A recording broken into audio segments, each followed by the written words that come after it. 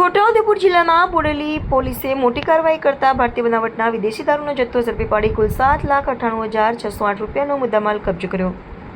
Police મહાનિરીક્ષક Sandipsinh, police અધિક્ષક IG Sheikh અને મદદનીશ પોલીસ અધિક્ષક હર્ષ શર્માના માર્ગદર્શન હેઠળ જિલ્લામાં પ્રોહિબિશન વિરોધી અભિયાન ચલાવવામાં આવ્યું છે. તે દરમિયાન બોડેલી પોલીસને બાતમી મળી હતી કે એક સફેદ રંગની મારુતિ સુઝુકી ઇકો કારમાં વિદેશી દારૂનો જથ્થો ભરી ક્વાંટ રોડ તરફથી પંચમહાલ તરફ લઈ જવાઈ રહ્યો છે.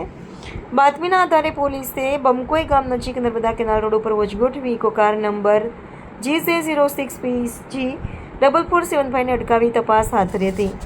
તપાસ દરમિયાન વિવિધ બ્રાન્ડની કુલ 912 બોટલો અને ટીન મળી આવ્યા હતા, જેની કિંમત ₹2,98,608 થાય છે.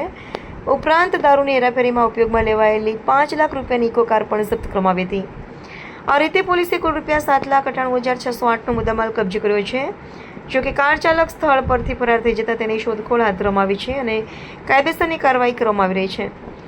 બોડેલી પોલીસની આ કામગીરીમાં પીએસઆઈ કેમ રાઠોડ, એએસઆઈ દિનેશભાઈ બચુભાઈ સહિતની ટીમે મહત્વપૂર્ણ ભૂમિકા ભજવી હતી. વિરેન્દ્રસિંહ દેસાઈ, બોડેલી, છોટાઉદેપુર.